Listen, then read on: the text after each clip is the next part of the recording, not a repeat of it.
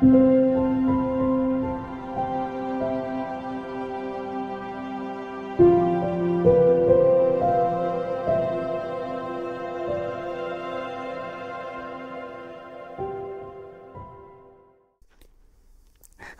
en welkom ook wanneer ons so saam weer die Here se woord krag put en ons gedagtes daarop vestig. Ons staan vandag vir 'n oomblik by Psalm 16 stil en hierdie belydenis as Dawid skryf, daar is niks goeds nie behalwe by God. Neem my in u beskerming, o God, ek soek skuiling by u. Ek het vir die Here gesê, ek behoort aan u. Daar is vir my niks goeds nie behalwe by u. Daar is vir my niks goeds nie behalwe by u. Ek vind skuiling in die teenwoordigheid van die Here. En dan gaan hy verder in vers 5 en 6. Hy sê, Here, u is my lewe.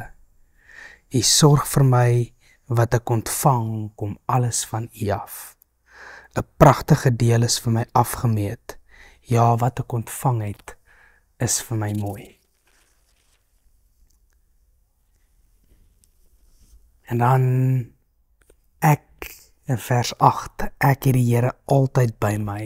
Omdat hy by my is, sal ek nie struikel nie. Omdat sy hand by my is, omdat sy teenwoordigheid by my is, sal ek nie struikel nie.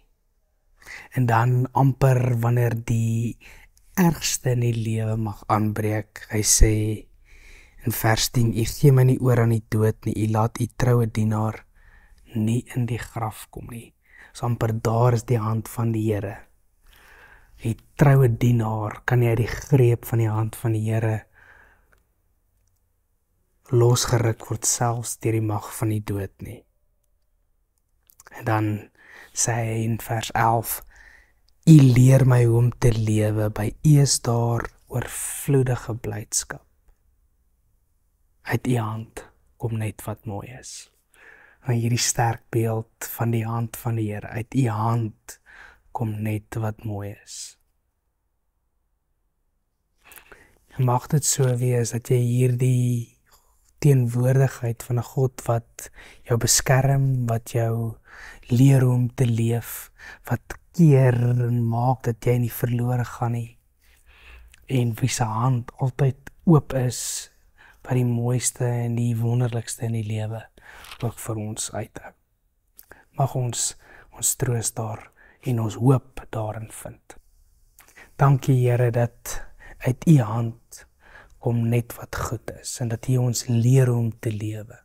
Mag ons soos Dawid sê, Here, u is ons hele lewe, daar is vir ons niks goeds nie behalwe by u. Word deur ons ook en ons lewens daardeur verheerlik. Ons bid dit in die wonderlike naam van ons Here Jesus. Amen. Seën vir jou en voorspoed tot 'n volgende keer.